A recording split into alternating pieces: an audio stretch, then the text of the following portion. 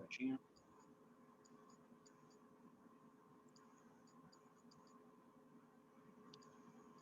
Bom, primeiramente, boa noite a todos. Quero agradecer a nossa audiência pela presença e cumprimentar toda a nossa audiência na pessoa do nosso presidente, Evandro Mandaco, que eu percebo aqui na nossa lista que está prestigiando a palestra de hoje. Muito obrigado, presidente. Quero agradecer aqui ao professor Antônio Minhoto, que prontamente aceitou o nosso convite para vir aqui dar uma palestra para o público da OAB Jabaquara e transmitir conhecimento para os membros da nossa subseção e todos que quiserem assistir também, né? Uma palestra aberta não só para a advocacia, mas para o público em geral. O meu nome é Marcel Brasil de Souza Moura, eu estou na presidência da Comissão de Direito Constitucional da OAB Jabaquara. E a nossa intenção nessa comissão é apoiar a diretoria quando são necessárias opiniões em assuntos constitucionais e o que nós mais gostamos de fazer é promover palestras, né, com profissionais da área jurídica, profissionais gabaritados, né, e aqui, né, o professor Antônio Minhoto é um grande professor da área de direito constitucional. Eu vou falar um pouquinho do currículo dele. Ele é advogado militante, professor universitário em instituições de ensino superior nacionais e estrangeiras, né? Ele é coordenador da pós-graduação em Direito da Universidade de Cruzeiro do Sul, UniCsul, no sistema EAD. Ele é doutor em Direitos Fundamentais e Inclusão Social pela Instituição Toledo de Ensino de Bauru e mestre em Direito Político e Econômico pela Universidade Presbiteriana Mackenzie. Como nós podemos perceber, é uma pessoa dedicada aos estudos, dedicada à docência. Além de advogado militante, ele é um professor muito atuante. É uma grande honra para nós termos uma palestra dele aqui. E antes de passar a palavra para o professor Antônio Minhoto falar sobre a importância do direito constitucional para a cidadania, eu quero falar sobre a especialização em direito constitucional que o professor Minhoto está coordenando na Escola Superior de Advocacia da OAB São Paulo. É uma pós que é fantástica. Se vocês forem pesquisar no site da ESA, vocês vão perceber a amplitude, né, dentro do direito constitucional, da grade curricular, né, vão ser abordados temas, por exemplo, como teoria geral do direito na legislação e jurisprudência, pensamento jurídico contemporâneo, direito e economia, constitucionalismo contemporâneo, ciência política e constituição, direito constitucional penal, tudo isso com rigor científico, porque, afinal de contas, né, como o professor gosta de falar nas aulas dele, tanto em graduação como em pós, se você está na academia, é para você saber efetivamente sobre o que você está falando, né? Vamos fugir do senso comum, não é mesmo? É isso que o professor vai nos convidar a fazer hoje aqui. E para mencionar também, dessa pós-graduação, dessa especialização, vários professores de renome, além do professor Minhoto, teremos também o professor José Eduardo Martins Cardoso, professor da PUC, que foi também ministro da Justiça, o professor Lênio Schreck, o professor Pedro Serrano, ambos dispensam apresentações, e também o professor Wander Andrade, professor Frederico Afonso, o professor Alessandro Chiarotina, o professor Igor Katz também, que inclusive foi meu colega no mestrado, o professor Marcelo Semer, professora Márcia Semer, e diversos outros professores também que vão transmitir muito conhecimento nessa especialização. E sem mais delongas, eu quero passar a palavra para o professor Minhoto. E antes disso, falar também, quem tiver interesse em emissão de certificados, ao final da palestra eu vou deixar o meu e-mail para que os interessados entrem em contato e passem as informações necessárias. Tá? Então, sem mais delongas, eu passo a palavra para o professor Minhoto falar um pouco sobre essa especialização que ele está coordenando e para proferir a palestra. Ok. Obrigado, Marcel. Boa tarde ou boa noite a todos. Pessoal aí da estrutura, João Paulo, a Deise. Eu quero fazer uma saudação especial ao Marcel, que está agora assumindo a presidência dessa Comissão de Direito Constitucional da OAB Jabaquara. Desejar muito boa sorte a ele. Fico honrado com esse convite. Desejo bons trabalhos. E nós estamos precisando de uma área importante para a gente desenvolver, para a gente se aprofundar. Como o professor Marcel falou, eu gostaria de enfatizar, eu estou coordenando essa pós-graduação na ESA OAB, uma pós-graduação ligada ao direito constitucional, em direito constitucional. Como o Marcel também pontuou, procurei trazer bons profissionais, bons professores, pessoas com quem eu tenho contato, pessoas que têm muito conteúdo para transmitir, se disponibilizaram a participar dessa pós-graduação. Então, por exemplo, o Pedro Serrano, que é meu amigo, mas é também um grande constitucionalista, Lênio Streck, dispensa apresentações, talvez seja o nosso mais ilustre, mais ativo, profícuo jurista da atualidade. O professor José Eduardo Martins Cardoso foi ministro da Justiça, foi chefe da AGU, foi advogado da Dilma no impeachment em 2016, foi deputado federal, uma pessoa fantástica. Tem vários outros, Walter Cláudio Rotenburg, procurador da República, tem uma atividade acadêmica muito forte, leciona lá no programa de pós-graduação Stricto Sensu da IT, né, da Instituição Toledo de Ensino de Bauru. Walter Carvalho, um querido amigo politólogo, cientista político, trouxe a sua contribuição também. O Alessandro Chiarotino, que ele tem um LLM pela Stanford, se eu não me engano, e tem uma atuação, tem aqui um escritório em São Paulo de advocacia, trabalha muito com direito internacional, negócios, uma pessoa também fantástica. Tem vários outros, o professor Wander Andrade, que já é atualmente pró-reitor na Fundação Santo André, uma base muito grande de direito penal, trabalha muito nessa área de direito penal econômico. Enfim, tem o Júlio Hidalgo, que tem um trabalho bem interessante com Constituição para Crianças, quem se interessar conhecer o trabalho dele, professor Júlio Hidalgo. Professora Lúcia Helena Bettini, também, muita atuação na área acadêmica, muita produção.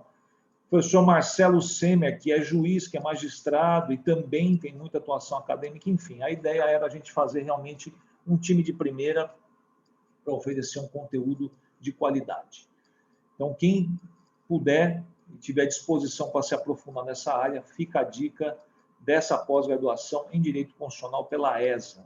Depois entra lá no site da ESA, dá uma olhadinha. E tem um desconto especial, pessoal. Tem um desconto que é o desconto do coordenador.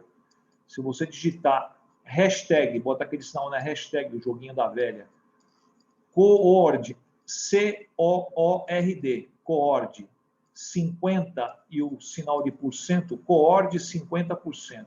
Hashtag COORD 50%. Você ganha um desconto de 50% no valor do curso. Não é você concorrer. Você vai lá, fala que é o desconto do coordenador. Não precisa nem falar, você digitou lá, já vai ganhar. Pessoal, é isso. Qual que é a ideia nossa aqui? Sem mais delongas, já fui apresentado, já nos apresentamos.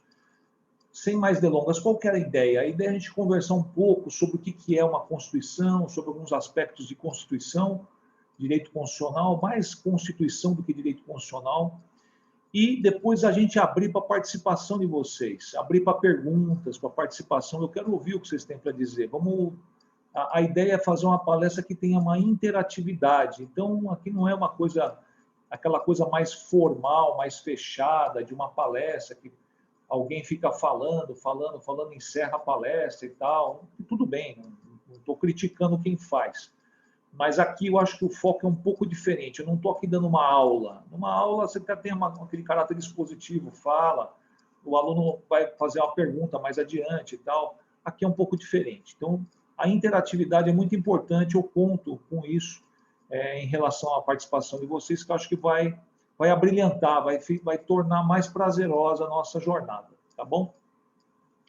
Eu vou começar ponderando com vocês, vamos começar da base. Vai?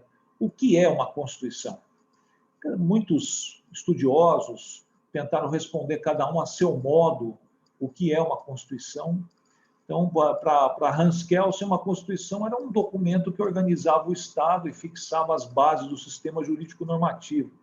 Era a norma maior, era a concretização do que ele chamava de norma fundamental hipotética. Então, estava lá, a Constituição é eminentemente um conjunto, né, e uma matriz, tem uma matriz jurídica, caráter jurídico. Aí você vai pegar, sei lá, Carl Schmitt já dizia o contrário, quer dizer, o contrário não, mas num outro oposto, dizia que era um documento eminentemente político, de caráter político, organizava o poder, né, a sociedade nesse sentido do poder. E vamos ter, por exemplo, um outro teórico, que é Ferdinand Lassalle, que dizia que a Constituição é uma manifestação sociológica, ela é um retrato da sociedade. Ele até usava uma frase, né, típica dele, que ele falava que uma Constituição é a soma dos reais fatores de poder existentes numa sociedade naquele momento em que ela é feita. E que, sem isso, ela seria uma simples folha de papel. Eu acho bem interessante essa visão, né, do Lassalle, porque, na verdade, um aspecto interessante disso é exatamente esse ponto, ele dizer, olha, se você não tem essa soma dos fatores reais de poder, então a sua Constituição é simplesmente uma folha de papel. Uma visão, vamos dizer assim, mais, até um pouco, de certa maneira, um pouco romântica, mas ela não deixa de ter a sua validade, a sua utilidade, a sua veracidade. Realmente é isso. Então, eu digo isso para vocês pelo seguinte, você sabe que a nossa Constituição, que é de 5 de outubro de 88, ela já foi tão criticada, mas tão criticada, que que eu considero talvez o maior constitucionalista vivo, né, ainda está vivo, o professor José Afonso da Silva. O professor José Afonso, ele chegou a criar, numa determinada época, e acho que agora nem existe mais, ele chegou a criar uma espécie de um instituto, uma associação de defesa da nossa Constituição. Tal era o volume de críticas que ela recebia. E eu vou dizer, pessoal, algumas das críticas que se possa fazer à nossa Constituição, algumas são até justas. Por exemplo, que ela é uma Constituição muito prolixa, que ela fixou muitos compromissos que são, alguns deles, geraram muita expectativa e muita ilusão de que seriam atingidos. Ela é muito minudente, muito detalhista, extensa, como eu falei, prolixa. Tem outras questões que são criticáveis, mas a gente não pode deixar de lado, jamais, o fato de que a nossa Constituição, essa de 88, é a mais democrática das Constituições que nós já tivemos. Pode-se criticar muita coisa, mas ela teve ampla, eu diria até irrestrita, participação popular. Foi formada uma Assembleia Nacional Constituinte, ou seja, um órgão que foi encarregado de elaborar uma Constituição, e essa Constituição teve muita participação popular, o acesso ao Congresso foi amplamente franqueado, e vamos lembrar que foi instaurada essa Assembleia Nacional Constituinte em 87, após um período de, podemos dizer, de exceção, porque terminava em 85 com a eleição indireta para presidente, terminava-se um período de exceção, podemos dizer, que foi a ditadura militar, de 64 a 85, 21 anos. Foi eleito, na verdade, pelo Colégio Eleitoral Tancredo Neves. Quem tiver um pouquinho de memória pode se lembrar que foi eleito, ou melhor, que disputou com Tancredo Neves, Paulo Maluf, que, por sua vez, disputou dentro do PDS com Mário Andreasa. Vejam só, né? Figuras que já estão... Mário Andreasa já faleceu, Paulo Maluf já está com bastante idade, mas está conosco ainda. E o Paulo Maluf foi escolhido pelo lado ali do PDS, do partido que era do governo, e o Tancredo Neves pelo MDB, foram para o colégio eleitoral, o Tancredo Neves foi eleito. Foi eleito, mas não chegou nem a tomar posse. Vocês lembram disso? Devem lembrar. Ficou doente, veio atendido em Brasília, veio para São Paulo e acabou falecendo. Quem assumiu foi o vice dele, que era José Sarney. E tivemos, então, aí o José Sarney, também é outra coisa, pode-se criticar José Sarney por muitas coisas. Eu mesmo poderia aqui fazer várias observações críticas ao que foi o governo José Sarney. Mas uma coisa não se pode negar. Ele tinha o compromisso de fazer uma Assembleia Constituinte, que não era um compromisso dele, era um compromisso da sociedade. Havia uma demanda muito forte por essa Constituição, e ele tem o mérito de não ter colocado absolutamente nenhum obstáculo a isso. Encerrou-se o período militar, um período de exceção, assumiu José Sarney, e ele manteve isso. Em 87 foi instalada a Assembleia Constituinte, foi, então, portanto, promulgada em 5 de outubro de 88, a nossa Constituição, que o Ulisses Guimarães, que é o que foi o presidente dessa Assembleia Nacional Constituinte, dizia que essa Constituição tinha cheiro de rua, cheiro de povo, cheiro de gente. Ele tem razão de falar isso. Então, a nossa Constituição, você que está aí me ouvindo, que seja do direito ou não, cuidado com essa tentação, que brasileiro tem muito isso, essa tentação. A gente gosta muito de se autodepreciar e de depreciar as nossas coisas. Tem gente lá fora, outros povos, que acham, se divertem com isso, né? Porque enquanto a gente se desvaloriza, a gente não consegue enxergar as nossas próprias potencialidades, as nossas grandezas, o que a gente faz de bom, como se a gente só fizesse coisas que não levam a lugar nenhum, ou que não prestam, ou que não são boas. Nesse exato momento, o Brasil, no mundo inteiro, nós já somos, com todas, desculpa o tempo, com todas as bobagens que foram feitas, nós somos o 5º país em vacinação da Covid. Ah, então o senhor está apoiando o que foi feito? Não, não estou apoiando nada, estou só dizendo um dado. A gente tem que criticar, mas aquilo que é bem feito também tem que valorizar, senão fica difícil a gente simplesmente jogar tudo e dizer que nada presta. Vou fazer aqui para vocês, pessoal, um breve histórico, para vocês terem uma ideia do que eu falo, dessa questão como a gente tem que comemorar esse aspecto democrático da nossa Constituição de 88. Veja só, nós tivemos no Brasil uma espécie de soluços democráticos, né? Momentos democráticos, que foram permeados por momentos não democráticos, momentos tirânicos ou ditatoriais, dependendo da situação.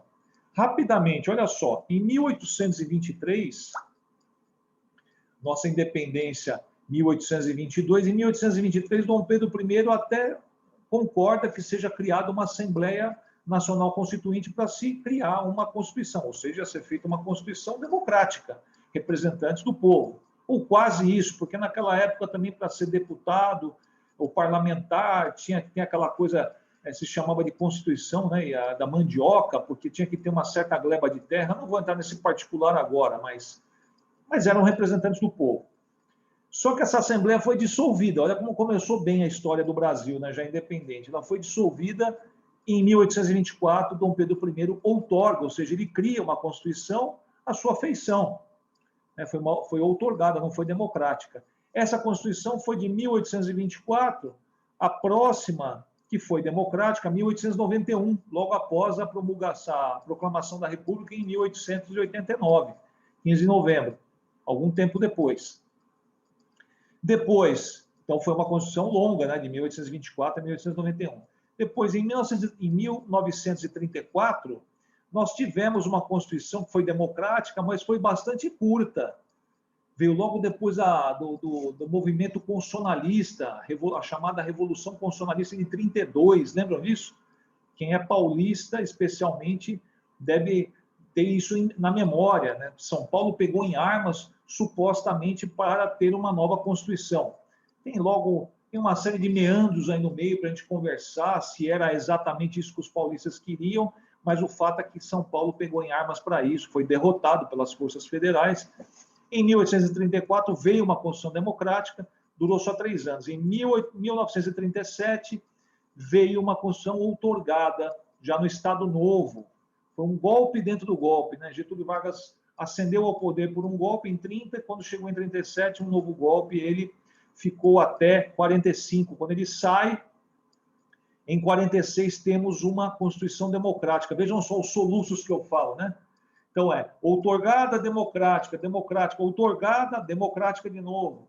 Aí 46. E em 64 temos o golpe militar, em março, né, 1º de abril de 64, de 31 para 1º de abril. 67 temos uma Constituição outorgada, não democrática. Em 69, alguns consideram uma nova Constituição, emenda constitucional número 1, amplos poderes de revisão, também foi outorgada, não foi democrática. E, finalmente, em 88, a nossa Constituição democrática. Então, nós tivemos aí eu fiz esse breve histórico para vocês terem uma visão, né, do que foi a nossa história relacionada a isso. E as pessoas, às vezes, pegam a Constituição e ficam assim, um pouco... É normal, eu sou professor, dou aula na graduação, além de pós-graduação, mestrado, tudo, eu também dou aula na graduação. Agora menos, mas no começo eu pegava mais aquele aluno que está chegando, né, da rua, o leigo, aquele que não tem conhecimento nenhum do que é uma Constituição. E às vezes você pega alunos muito jovens, né? Eu lembro de uma aluna que chegou para mim, pegou a Constituição assim, eu estou com uma que é até bem perto de mim, e falou assim: ah, professor, isso aqui que tem aqui, isso aqui é uma palhaçada. Eu fiquei, né? Eu senti aquele calafrio, lembrou, me veio a imagem de Ulisses Guimarães, me veio a imagem de quanta luta foi travada para chegar nessa Constituição, e a aluna falando que isso é uma palhaçada. Eu falei, como assim? E ela, com aquele coração inocente, a menina devia ter 17, 18 anos, ela dizia: nada do que está aí eu vejo na realidade, eu não vejo segurança, eu não vejo educação, as pessoas morando embaixo de viadutos, não tem segurança, não tem escola, não tem habitação, não tem esgoto. Pois é. Aí você vai dizer, bom, bem-vinda ao mundo dos adultos, não é assim? Que não tem nada pronto, você agora faz parte disso, você faz parte dos problemas e também das soluções. Eu entendo a sua dor, a tua frustração, a tua contrariedade, mas é assim. Então, a Constituição, eu até escrevi aqui, pessoal, porque eu queria dizer exatamente isso para vocês. Uma Constituição, ela é diferente de uma lei qualquer, que você coloca, você tem lá um dispositivo, um comando, um dever ser, como diria Immanuel Kant, e se você descumpre aquele comando, aquele dever ser, tem uma sanção correspondente. A Constituição não é assim. A Constituição, ela é, ao mesmo tempo, uma carta de intenções e um rol de compromissos que um povo assume consigo mesmo. Então, assim, é por isso que você coloca uma série de aspectos na Constituição que é um trajeto de um povo. Você cria um compromisso, olha, é isso que nós queremos para nós. O povo brasileiro faz a Constituição e diz, olha, por isso que é importante ela ser democrática, né? Um compromisso de um povo, não um compromisso de um governante. Você percebe que quando um governante faz a Constituição, ele faz a feição dele, os interesses dele, circunstâncias que ele vive. Não é do povo. O povo é diferente, ele pode errar, não tenha dúvida, mas pelo menos ele está expressando aquilo que ele é. E ele fixa aqueles compromissos que ele entende que são cabíveis dele assumir. É importante ter isso. Então, a Constituição, ela é uma carta de intenções e um rol de compromissos que o povo assume consigo mesmo para poder conduzir a sua vida. A Constituição, também diferente de muitas outras leis, ela deveria ser entendida, ela deveria ser conhecida e entendida por todas as pessoas. Uma dona de casa deveria ter uma noção do que é a Constituição. Não deveria ser algo para doutos, somente para estudiosos. Eu sou doutor nisso, estudei, sou mestre em direito, escrevo livros, sou advogado, sou professor, eu me aprofundei nisso. Ok, não tem problema. Mas não é só para mim que a Constituição tem que ter valor. Um médico tem que conhecer, um arquiteto tem que conhecer, um biólogo, um camelô, um comerciante, uma dona de casa, um jovem, um adolescente. Eu citei agora no comecinho, falando sobre a nossa pós-graduação que nós vamos ter na ESA, falei sobre o meu querido amigo Júlio Hidalgo, que tem lá Constituição para Crianças. Eu acho tão interessante isso, porque ele vai nas escolas, faz palestras, encontra com a criançada, faz brincadeiras, expõe o que é a Constituição, abre para perguntas. Isso é uma coisa fantástica. Eu sempre encontro com ele e falo, Júlio, você é um prestador de serviço público que você faz, é muito importante. Ah, eu acho que para a criançada é demais. Tá bom, então vamos fazer para o adolescente, pelo menos. Né? O antigo colegial, agora o ensino médio, acho que é importante, da pré-faculdade, você ter aquelas noções. Com 16 anos já pode votar. Você pode votar e não conhece a Constituição? Seria legal ter esse aprofundamento. Tem tudo a ver com o tema que nós temos hoje, a importância da Constituição e do direito constitucional para a cidadania, para você formar cidadãos. E se você não tem conhecimento do que é a Constituição, dificilmente você vai conseguir entender o que está acontecendo. E aí, sabe o que vai acontecer? Vai acontecer o que a gente vê muito hoje, o professor Marcel sabe disso, muitos outros que estão aqui nos assistindo certamente percebem isso, que é as pessoas que vão para redes sociais, para Facebook, para Instagram, para tantas outras, Snapchat, especialmente Facebook, para, baseado num senso comum, saírem emitindo opiniões sobre questões ligadas à Constituição. E que, às vezes, até, pessoal, são questões simples, né? Eu entendo, são questões simples, mas que a pessoa, às vezes, por falta de um conhecimento, acaba emitindo opiniões muitas vezes absurdas, estapafúrdias, né? Não pensam num contexto mais abrangente. De novo, todo mundo é obrigado a se aprofundar, a fazer pós-graduação em direito constitucional? Não, pessoal. Mas conhecer o básico é importante da Constituição. Ela estrutura a nossa sociedade, ela estrutura o nosso sistema jurídico normativo, como as normas são produzidas, como as leis devem ser feitas. Está lá, especificamente, artigo 59, lei complementar, emenda à Constituição, lei complementar, lei delegada, e por aí vai, decretos. Então, você tem tudo lá, está estruturado. Estou dando só um exemplo, tem muitas outras coisas importantes. Aspectos de cidadania mesmo, né, de eleição, artigos 14 e seguintes, tem várias coisas lá, direitos sociais, artigos 6º, 7º, 8º, tem muita coisa interessante. Então, tem na Constituição algumas disposições técnicas, é verdade, mas ela também tem disposições que são perfeitamente traduzíveis para o homem comum, para a pessoa que não tem nenhuma formação em direito, tranquilamente. Tá? No meio dessa história, pessoal, também eu vou fazer aqui uma observação crítica, de maneira respeitosa, mas nem por isso menos crítica, ao nosso STF. Por quê? Supremo Tribunal Federal. Porque o STF, ele é o guardião da nossa Constituição. Ele que zela para que a Constituição seja observada, seja respeitada, seja prestigiada. Ele patrocina isso. E muitas vezes o que a gente vê é o STF se deixando envolver por situações de ocasião, por idiosincrasias, por personalismos de seus ministros, muitas vezes, o que sempre deve ser evitado. Não é isso que o país espera da mais alta corte do país. Então, em alguns julgamentos, às vezes para a pessoa comum, para o leigo, pode até, em determinada circunstância, parecer muito interessante. Nossa, o STF foi lá, resolveu essa questão, mas aquilo não era para ser resolvido pelo STF, era para ser resolvido pelo Congresso. Porque o Congresso, pessoal, é um órgão composto por representantes do povo. Foram eleitos para estarem lá, senadores e deputados. Os ministros do STF não foram escolhidos pelo povo, e isso não é uma crítica, isso é uma constatação, e mais, é assim que tem que ser. O ministro do STF não tem que ser escolhido pela população. Por quê? Porque ele tem uma atuação técnica, ele é um técnico na área, e vai desempenhar uma função estritamente técnica. Portanto, ele realmente não tem que ser escolhido pelo povo. O STF é um poder, ele compõe um poder judiciário contramajoritário. O que significa ser contramajoritário? É que vai contra a maioria. Então, o STF, os ministros não estão lá para fazerem a vontade da população.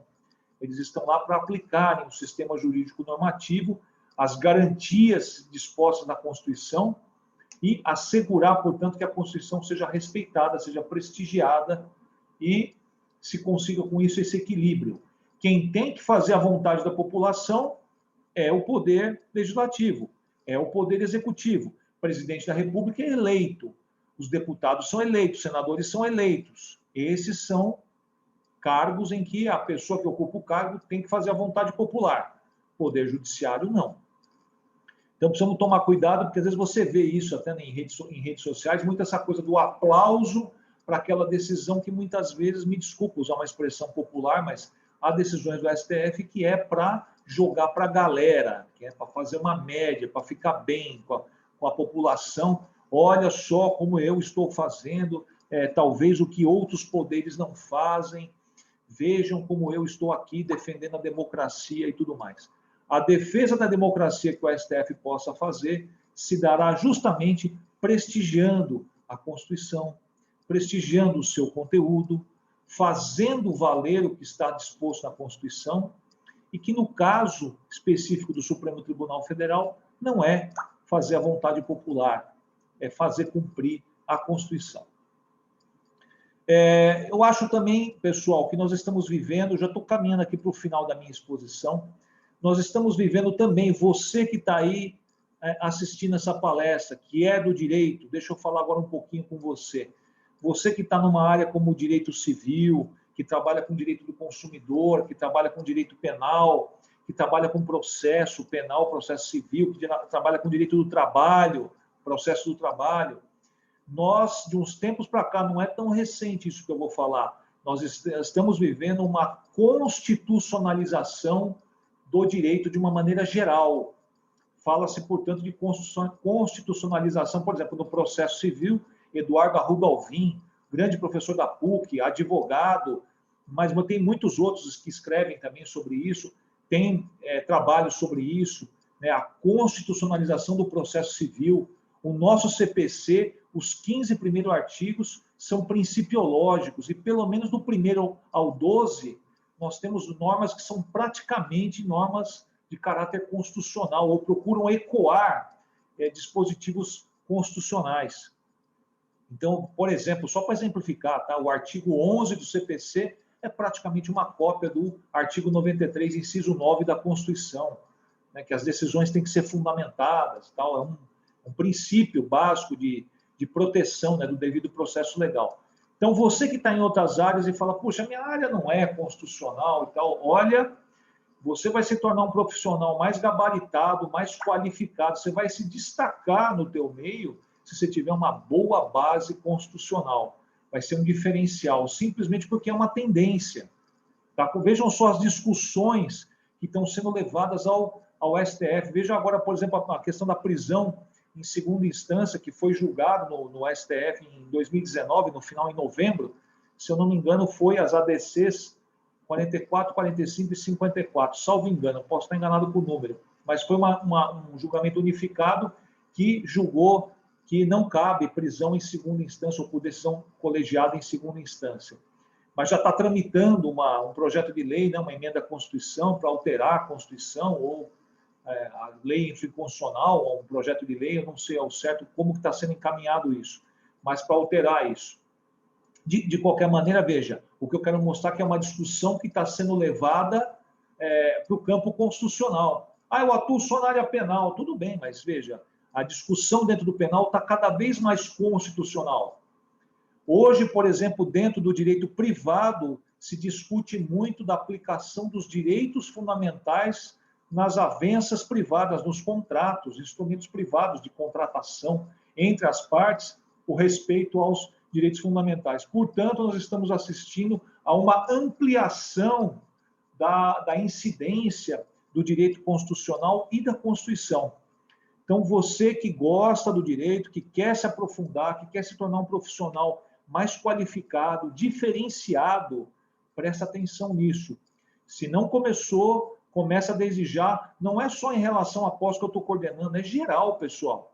Tá? Se você quiser fazer outro curso, quiser ler livro, se aprofundar, segue esse caminho. Procura se aprofundar em direito constitucional, porque vai criar um diferencial para você. Bom, acabei falando até um pouquinho mais do que eu imaginava, está dando quase 30 minutos aí. Eu gostaria muito de ouvir as perguntas, as intervenções que vocês quiserem fazer sobre o tema que nós conversamos hoje. Como eu disse, o foco era fazer uma coisa mais informal, mais descontraída, para a gente poder conversar a respeito disso. Então, eu fico à disposição para responder eventuais indagações, observações, comentários, e agradeço a atenção até aqui dispensada a mim, ok? Obrigado, gente. Fico aqui à disposição.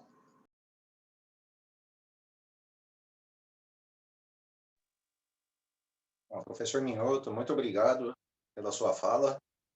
Muito interessante, muito instigante. Eu quero passar a palavra para o nosso presidente da OAB Jabaquara, o doutor Evandro Andaco. Estava conversando com ele no privado, ele gostaria de fazer uma pergunta. Bom, em primeiro lugar, muito obrigado, doutor Antônio Celso, uma honra, como coloquei no chat, ter um palestrante deste escola, deste nível, né, para a OAB Jabaquara, é uma honra, uma alegria. Agradecer também o Marcel, que toca, ele não está assumindo não, viu, doutor Antônio, ele já vinha do ano passado fazendo a condução da comissão, sempre de maneira brilhante, sempre trazendo grandes nomes, né? Eu gostaria de agradecer também a doutora Ana Bernal, da Eventos, da UAB, e uma brilhante palestra. Eu acho que, de fato, o debate sobre a Constituição é, sim, mais importante do que do próprio direito constitucional, não é? Como colocado. E, para ser rápido aí na minha pergunta, eu não gosto muito de comparar uma Constituição com outra, porque cada Constituição tem a sua especificidade local, territorial, não é? Mas uma vez eu fui aos Estados Unidos e pedi para um advogado que eu precisava de um livro que o título era We the People, Nós o Povo, né? E ele falou assim, olha, só pelo título não vai dar para encontrar, porque são as palavras iniciais da Constituição e tem centenas de livros com esse nome, né? Eu me lembrei disso quando você colocou da importância de não apenas o advogado, mas também a dona de casa, o engenheiro, o médico, conhecer a Constituição, né? Fazer parte dessa cultura conhecedora da nossa lei maior, não é? E então minha pergunta é mais ou menos nesse sentido, porque parece haver uma dissonância entre nós, o povo, e a nossa carta. Por exemplo, no artigo 3º, inciso 3º, né, e você fez uma frase linda, que é aí que a Constituição é um compromisso, né, do nosso povo, Isso. É muito lindo. Eu até anotei, eu perdi aqui. Mas, Não, enfim. eu posso falar aqui, ó, uma Constituição é, ao mesmo tempo, uma carta de intenções e um rol de compromissos que um povo assume consigo mesmo. Isso, lindo. Isso daí é lindo. E aí, lembrando aqui o artigo 3º, inciso 3º, que um dos objetivos fundamentais nosso, né, é erradicar a pobreza e a marginalização e a reduzir as desigualdades sociais e regionais. E parece que esse compromisso, esse objetivo, não tem sido alcançado. Eu acho que a desigualdade regional até que diminuiu um pouquinho. Se a gente considerar o desenvolvimento do interior do Brasil, é claro que eu não vou entrar aqui no mérito de desmatamento ou de, enfim, mas há efetivo, eu pelo menos sinto, tive a oportunidade de viajar em anos recentes ao interior do Nordeste, né? E eu sou nascido no interior de São Paulo, para onde eu vou sempre. Eu vejo um desenvolvimento, né? Muito grande no interior do Brasil. Então, em outros estados também. Então, talvez, eu não posso afirmar, mas talvez a desigualdade regional talvez tenha diminuído um pouco, mas não a desigualdade social. Continuamos um dos países mais desiguais do mundo, né? E me parece que, pelos representantes que nós temos eleito, e pelo ambiente político que tem se instaurado no país, parece que há uma dissonância entre a Carta e a nossa busca pela redução da desigualdade social. Parece que nós não temos conseguido, e parece que o compromisso não tem sido levado a efeito, né? E só para terminar, muito obrigado, viu, professor? Uma honra tê-lo aqui. Ô, Evandro, primeira coisa de tudo, eu que te agradeço, cara. É uma honra para mim estar aqui. Eu adoro estar junto com os meus pares, com os meus colegas. Eu acho muito legal a OAB promover isso. Queria saudar também a doutora Ana Bernal. Obrigado pela sua presença. Eu também fiz uma saudação especial à Ana Vastag, porque ela é uma professora que eu já conhecia, já trabalhou comigo, né, querida.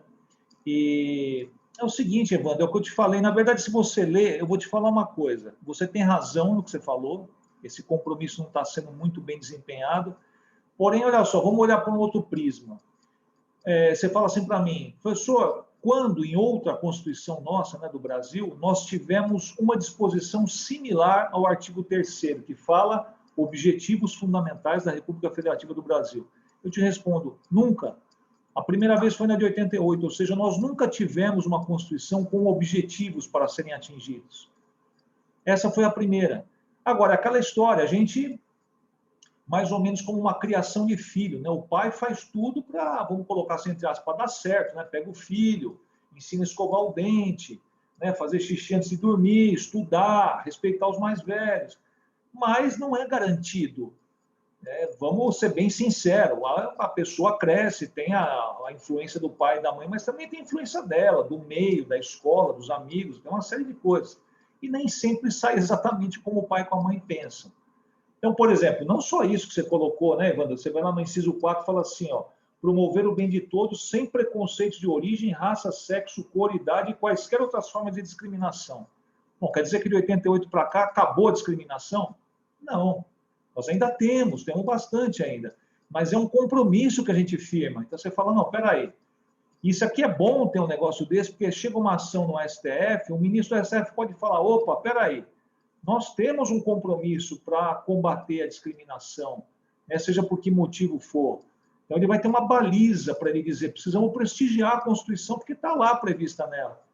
Então, ao mesmo tempo que a gente fala assim, puxa, realmente, a realidade posta não é a realidade que está prevista na norma, ela está em construção, é uma casa em construção, que às vezes trinca uma parede, trinca uma coluna, cai uma telha, né, cai um azulejo, mas a gente vai, como você também colocou, Evandro, achei legal você colocar isso. Puxa, eu viajo bastante, eu vejo melhoria, eu vejo algumas coisas melhorando. Eu digo mesmo para você, eu também vejo. Né, muito desenvolvimento acontecendo. Coisas até que a gente, né, não tem assim conhecimento, às vezes não é divulgado, né, está mais no interior. Eu tenho uma irmã que mora no Acre, ela é conselheira da OAB lá no Acre, é advogada também.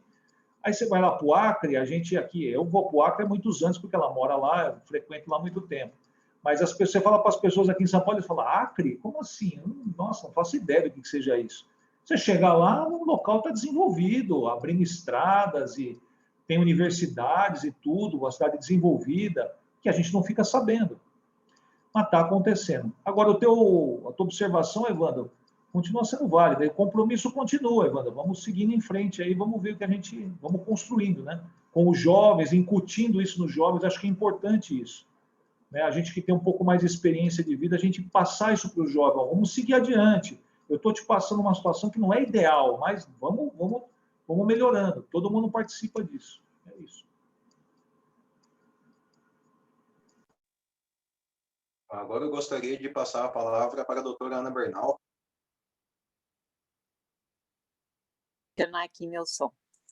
Boa noite a todos. Boa noite, professor Antônio Celso. Que honra ouvir suas palavras. Eu me deleitei de fato. Um final de tarde com essa aula é para finalizar a tarde com chave de ouro. Professor, eu gostaria, na verdade, não é uma pergunta, é reiteração de algo que o professor falou, que eu acho que é muito importante, eu falo isso com muita frequência. Os brasileiros não valorizam aquilo que é seu. E eu posso falar com muita propriedade, porque não sou brasileira, embora more no Brasil há 32 anos, e em muitas situações eu me vejo valorizando e defendendo os valores e os costumes e os acontecimentos do Brasil, e os brasileiros desprezando e nunca valorizando, na sua maioria, aquilo que tem, que tantas coisas ricas como a nossa Constituição, como o próprio professor disse, com algumas falhas, prolixa em algumas coisas, concordo, mas fundamental. E fundamental também para qualquer advogado sem estudar a Constituição, em especial para um criminalista, eu também falo com propriedade como atuante na área criminal. A Constituição é o nosso pilar, vem antes mesmo do Código Penal e do Código de Processo Penal, sem a menor sombra de dúvida. Então, eu parabenizo mais uma vez por essa aula tão assertiva, e tem até uma frase que o professor usou, que eu vou lhe pedir licença para usá-la, porque eu achei maravilhosa. Só chegamos a algum lugar se nos valorizarmos. Olha que palavra, que frase tão simples e, ao mesmo tempo, tão significativa. Se me permitir, professor, eu vou fazer uso dela em várias situações, viu? E, Ana, está liberado, pode usar. Pode usar. Obrigada, professor. E finalizando, só queria dizer que também nós, aqui na OAB, temos o projeto da OAB Vai à Escola, como esse colega que o professor acabou de citar, que ele faz a Constituição, ensina para crianças, nós também levamos conhecimento jurídico às escolas públicas e, nomeadamente, falamos também da Constituição. Inclusive, me parece que o doutor Marcel também faz parte, do qual eu também faço parte. E é um projeto muito bonito e também concordo de novo com o professor, como é fundamental, sim, nós levarmos ao conhecimento dos nossos jovens aquilo que a nossa Constituição fala. Com isso, agradeço mais uma vez pela sua participação, uma honra recebê-lo aqui na nossa OAB, um nome de grande peso e uma honra estar aqui conversando com o senhor. Obrigada, uma boa noite por nos brindar com essa belíssima palestra. Puxa, obrigado, Ana. Eu aqui saio vitaminado com palavras tão gentis, tão amorosas. Deixa eu te contar uma história, Ana, para você, para todos, em cima do que você está falando. Você sabe que, não vou lembrar o ano agora, acho que foi 2013, se eu não me engano. Eu tinha ido à Europa, estava com a minha família, fui para lá, e em 2 países diferentes eu passei pela mesma situação. Vai dentro do que você está falando aí, do que eu comentei. Bom, eu estou lá, eu sou muito admirador de Francisco de Assis. Eu nem chamo de São Francisco de Assis, eu chamo de Francisco de Assis porque eu acho que ele é mais que santo. Ele foi considerado a personalidade do século, não sei se vocês viram, do milênio, sim. Desculpa. Muito bem.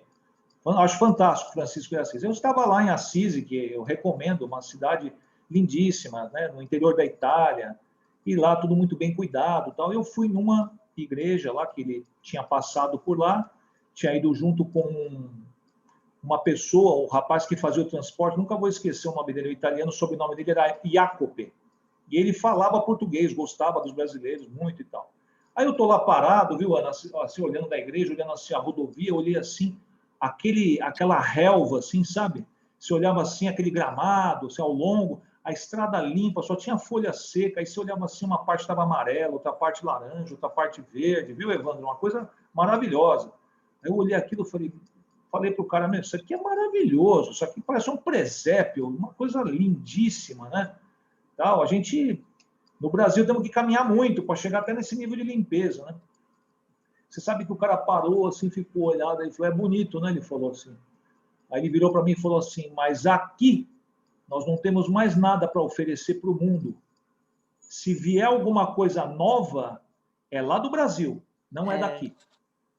Eu tomei uma assim que eu falei, mas como assim? Você está de brincadeira comigo? Pô, isso aqui, meu, não tem um mendigo na rua, não tem nada.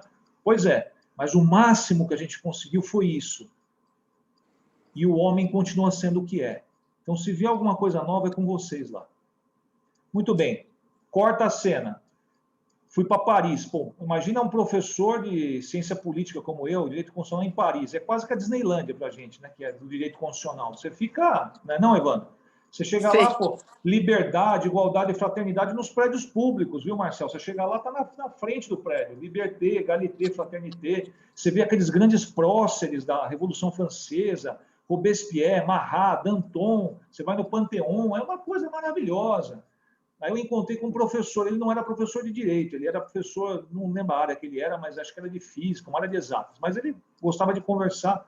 Comecei a conversar com ele e falei, isso aqui, né, e de cobrir de elogios, né? Pô, vocês fizeram a Revolução Francesa, maravilhoso, sensacional, e o cara ouvindo, né? Aí, a hora que eu acabei de falar, ele falou, pois é, mas não deu certo. Aí eu falei para ele, como assim? Não deu certo? Pô, vocês são referência no mundo, cara. Ele falou, nós somos referência do quê? A revolução não era liberdade, igualdade e fraternidade? Eu falei, exato. Ele falou, então o mundo está mais livre, igual e fraterno? Eu falei, não. Ele falou, então não deu certo. E falou a mesma coisa que o italiano. E vou te falar mais, hein? Se vier alguma coisa nova é lá do Brasil, daqui não vem mais nada. Então, assim, meus queridos, e quem está aí nos ouvindo, a gente precisa, veja só, não é aquela coisa do ufanismo, tá? Nós somos bons, somos demais, não é isso, nada disso. Mas a gente precisa aprender a se valorizar. Eles também têm problemas lá. Americano também tem problema, né? Vai para os Estados Unidos, também tem pobreza lá. É diferente daqui o tratamento, mas também tem. Eles também têm problemas lá. E eles... Então, às vezes você fala, puxa, tinha um outro italiano também que eu conversei com ele no trem. Aí eu falava, não, porque no Brasil tem muita violência. Ele falou, cara, eu passei pela Segunda Guerra, o homem é violento, ele falou. Ele nunca me esqueci, esse italiano, um senhor de idade. Ele falou, eu passei pela guerra, meu caro. O homem é violento. Vocês têm violência lá também, não vou aliviar para você. Mas aqui nós sabemos bem o que é violência. Nós superamos, mas nós sabemos bem o que é. Então, assim, a gente fez essa Constituição. Para pensar, Ana, Evandro, Marcel, meus queridos amigos que estão aí ouvindo. Olha de onde que a gente saiu. Nós Sim. passamos 21 anos. Me desculpe quem apoia, nós passamos 21 anos na noite, escura, sem lanterna. De repente veio um presidente que não foi eleito por um colégio eleitoral, e aí a gente senta para fazer uma Constituição. A gente tinha até esquecido como é que fazia, e fizemos. Tá, tem os problemas dela, não tenha dúvida, mas como tem gente que eu vejo por aí, até bacharéis em direito, chamando a Constituição de lixo, dizendo que isso não serve para nada, que isso? Eu não posso admitir. Se eu estiver participando do debate, eu vou intervir. Eu falo, não. Na minha presença, você não vai fazer isso. Pode criticar, tudo bem, vamos criticar, mas não assim, não desse jeito. Então, temos que valorizar o que é nosso, foi o que a gente conseguiu fazer. Podemos fazer uma melhor? Podemos, vamos fazer no futuro, que assim seja, mas não desprezar o que foi feito, o que foi construído. Acho que é isso. Plenamente de acordo, professor. De pleno acordo. Eu estava na faculdade, estava no segundo ano, em 86. Eu assisti na PUC, na USP, muitas palestras com Franco Montoro, Brizola, e tinha aquela comissão de notáveis, né? Raimundo Faoro, Milton Santos. Milton Santos, que é o maior geógrafo brasileiro, enfim... Eu diria um dos maiores intelectuais, não só geógrafo. Isso, sim, eu sim. adoro Milton Santos. É um cara que tinha que ser mais divulgado. Infelizmente, às vezes não tem tanta divulgação. Com certeza. E a Constituição, como formadora do que eles colocam como formação socioespacial, a formação territorial brasileira, eu acredito que tenha tido um papel fundamental, né? A Constituição também é um objeto de estudo dos geógrafos que estudam essa questão da territorialidade, do espaço usado, do espaço vivido, que falava o Milton Santos. Então, eu também, essa Constituição também é o melhor que nós conseguimos. A Constituição está assim como Villa-Lobos, como César Lattes, né? Eu acho que são esplendores da nossa civilização. Eu penso dessa forma também. Você sabe que, por exemplo, saindo um pouquinho da Constituição, Evandro, você sabe que a gente fez um Código de Defesa do Consumidor, né? É 8.078, se eu não me engano, de 90 ou 90, me esqueci o ano agora, acho que é 90 ou 91. O nosso Código do Consumidor foi usado como base, sabe por quem? Pela França, pela Argentina. E tem gente que, lógico, mais uma vez, pessoal, não é poliana, não é achar que tudo é. Obrigado, Tiago. 8.078 de 90. Não é você viver no mundo dos sonhos, não é isso. Mas, puxa, foi feito por nós. Tem o seu valor. Você vai fazendo você vai burilando, você vai melhorando aquele negócio. Mas não, tudo aqui é assim, sabe? Joga muito depreciado, entendeu? Não é legal. Tinha uma questão aí que eu acho que foi o Rafael que fez, eu não consegui ler. Você consegue ler aí, Marcel? Negócio de comunalização. Sim, professor. Vou ler a pergunta do Rafael Souza. A comunalização da Constituição Federal, atrelada às práticas de ativismo judicial, torna certas questões ditas democráticas que vêm caindo no colo da corte de vértice e sendo dado decisões com base em institutos contrários ao nosso sistema civil law. O que seria feito para frear esse avanço do neoconstitucionalismo? Bom, eu acho que aí tem uma mistura de coisas aí que eu não sei se dá para a gente misturar tanto assim. Vamos separar, tá? Vou tentar separar para a gente fazer pro bolo não desandar. Veja, o neoconstitucionalismo é uma manifestação que eu vejo muita gente também falando mal do neoconstitucionalismo, pegando uma determinada abordagem que não necessariamente é a única. Por exemplo, o neoconstitucionalismo ele é muito estudado, especialmente na Espanha e na Itália. Tem grandes autores, Susana Pozzolo, o Luigi Ferraioli já escreveu sobre isso também, Luiz Prieto Sanchis, tem vários autores, tá? O Ricardo Guastini, enfim. Você tem uma faceta que me parece bem positiva do neoconstitucionalismo, que é o que eu falei no final da minha exposição, que é a constitucionalização do direito. Então, o que é? Até, se eu não me engano, é o Guastini que usa uma expressão que eu acho bem legal, que ele fala Constituição invasiva. Não no sentido ruim, num bom sentido, a Constituição que invade outras áreas do direito. Então, você começa, você vai fazer um contrato, você se preocupa com aquilo que está alinhado com a Constituição. Ah, não, isso aqui é uma avença privada, eu faço o que eu quero, a outra parte concordando, tudo bem. Não, você tem uma preocupação, você vai fazer um contrato de trabalho, você também vai ter um viés constitucionalista. Isso é o lado bom. Agora, eventualmente, aspectos negativos desse neoconstitucionalismo, aí já seria uma outra vertente. Eu acho que o ativismo judicial, que também é uma outra coisa, então eu tenho o neoconstitucionalismo, tenho o ativismo judicial e tenho a comunalização. São coisas, a meu ver, separadas. O ativismo judicial, para mim, é o maior problema atualmente, agora. Eu diria que dentro desse ativismo tem algo que é muito pernicioso, que é, até eu diria, populismo jurídico. Aí você vai falar assim para mim, nossa, populismo jurídico, o que seria isso? Vou dar um exemplo.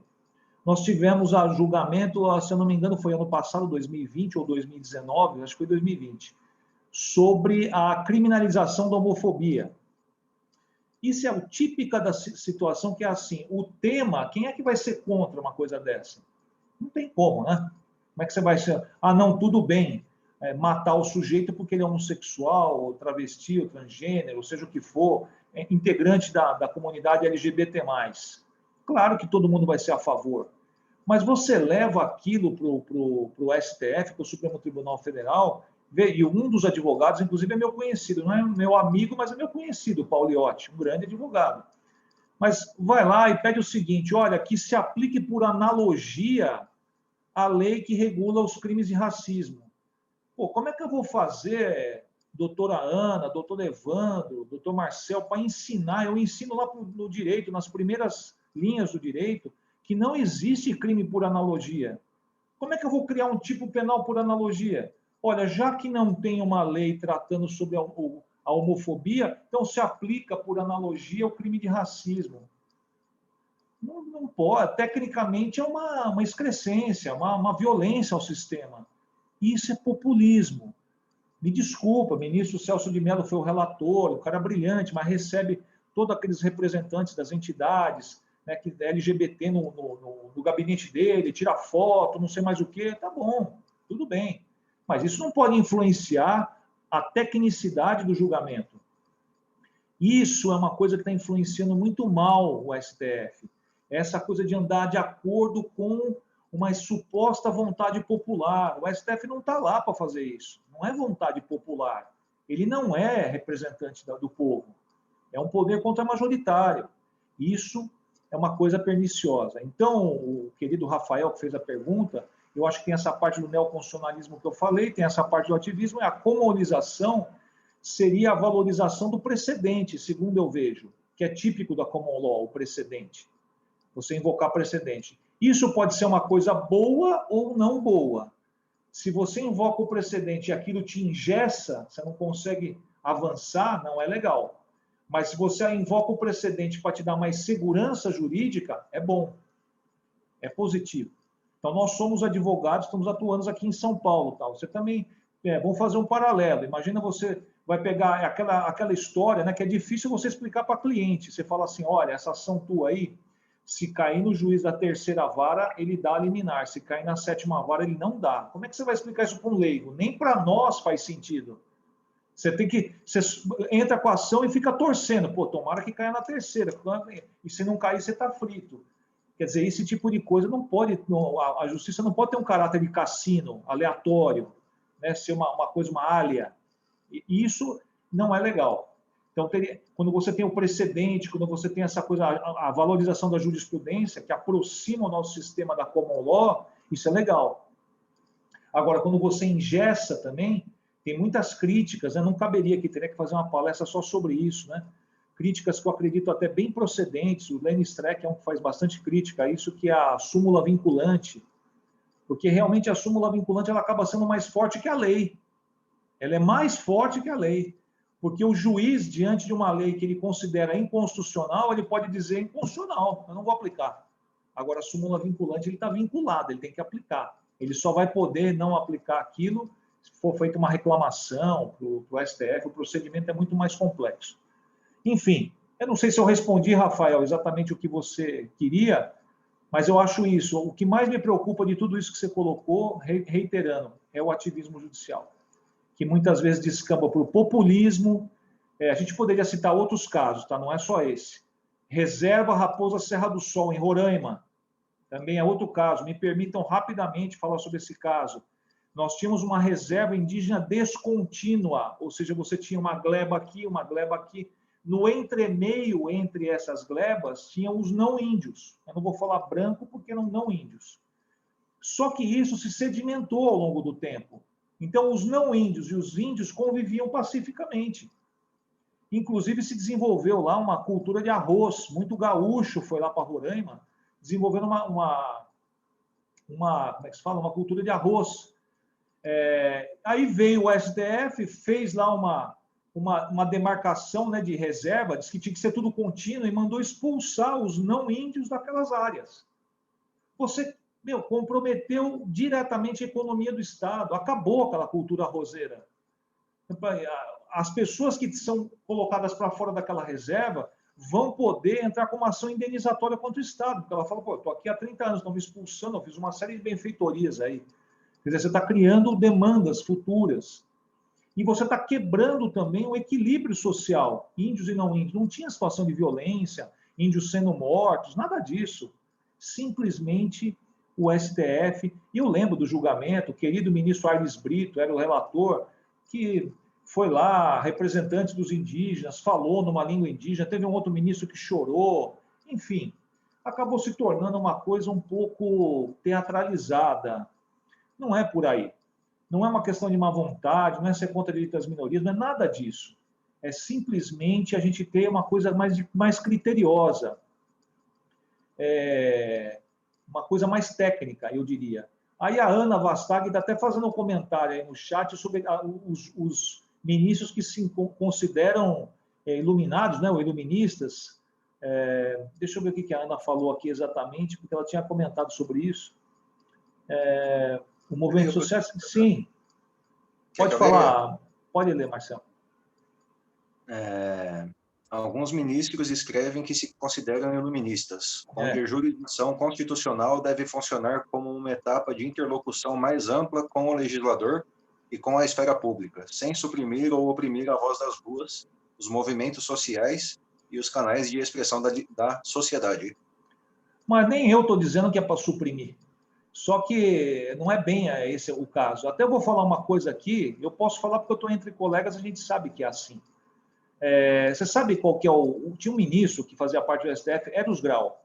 Ele dizia que se as sessões não fossem transmitidas pela televisão, os votos teriam 10% do tamanho que tem hoje. Que não ia ser transmitido, não ia estar ninguém assistindo. Por quê? Porque a vaidade é colossal, é imensa.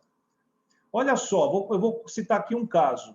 Quando teve o impeachment da Dilma, a Dilma, claro, fazendo a sua defesa, entrou lá com mandado de segurança, fez, sei lá, 8 pedidos. Fez lá 8 pedidos. Aí veio o relator, era o Fachin, Edson Fachin. O ministro Celso de Mello acompanhou o relator, concordou com o relator. Ele, dos 8 pedidos, ele deferia, acho que os 5 ele indeferia, 2 ele deferia em parte, enfim, deu lá a decisão dele. O ministro Celso de Mello concordou com o relator. Evandro, ele leu um voto de 1h15 para concordar com o relator. Citou 5 línguas diferentes de doutrina. Falou em francês, falou em espanhol, falou em alemão, falou em... Pô, para que isso, gente? Acompanhe o voto do relator. Eu não tenho nada a acrescentar.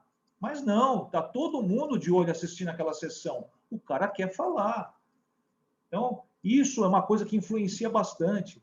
Acaba influenciando também o ativismo judicial. Influencia também essa coisa de querer ficar bem na foto, ficar bem, sabe, aparecer com uma imagem, olha como eu estou protegendo as minorias, olha como eu sou um cara, como a Ana Vastag falou, eu sou um iluminado, né? Porque não vou nem falar iluminista, é iluminado, está querendo Eu sou a interface entre a população e o legislativo. Vamos com calma.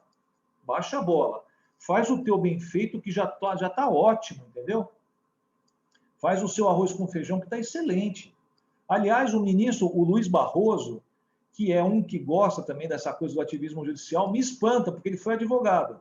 E como advogado, ele tem um texto dele super conhecido, em que ele fala que o juiz que limita a si mesmo, ele se mostra muito que tem tamanho e não que não tem tamanho. Ele fala, um juiz que sabe se limitar, dizer, olha, até aqui eu posso ir, daqui em diante eu não posso, ele está mostrando grandeza, não covardia. Eu acho fantástico isso, por parte do Barroso. Ele chegou lá e esqueceu, né? Chegou lá e esqueceu. Então, aí vem com essa questão que a Ana colocou. Não, porque pô, nós somos aqueles que vão fazer a iluminação da... Como é que se fala? A Ana está colocando aqui, né? A citação que foi feita do Barroso. Então, vai fazer essa interface. Vamos com calma. Que interface que é essa? Tem que prestigiar o Congresso Nacional. Então, por exemplo, vou colocar aqui uma outra situação. Diante dessa pergunta, vários fizeram aí observações. Vejam o que aconteceu com a prisão em segunda instância. Presta atenção, Ana, Evandro, olha o que aconteceu. De 88 a 2009, podia ter prisão em segunda instância. De 2009 a 2016, não podia mais. De 2016 a 2019, voltou a poder. De 19 em diante, não pode mais. Olha esse gráfico de eletrocardiograma. A corte não pode ficar nesse tipo de coisa, vai para lá, vai para cá, vai para lá, vai para cá, ao sabor dos eventos que estão acontecendo, especialmente eventos políticos. Né? Então, isso é muito mais importante do que fazer essa interface iluminista que a Ana mencionou aí. É isso. Eu não sei se... Marcelo, acho que tinha mais uma pergunta aí, eu não sei de quem que é. Né? Foi um comentário do Moacir Cavalcante, eu vou ler. Mestre Antônio, antropólogos emitiram laudos antropológicos sem jamais terem ido à região. Eu acredito que ele se refere ao caso de Raposa Serra do Sol. Percebe como... você percebe como que é? A gente acaba porque é assim. Veja só, falaram muito no julgamento. Quem tiver curiosidade, está tudo lá no site agora. A grande facilidade da internet é essa. Você vai lá, está tudo lá. O voto do Aires Brito, está tudo lá. Falou-se à exaustão, ad nauseam, da dignidade dos índios. Tudo bem. Quem aqui vai duvidar? Os índios têm direito à dignidade? É óbvio que sim. São seres humanos como qualquer outro. Agora, os não índios não têm direito à dignidade? Como assim? Porque eu não sou índio, então eu estou lá trabalhando, tenho a minha cultura roseira. Parte-se do pressuposto que o não índio está explorando o índio, está maltratando o índio.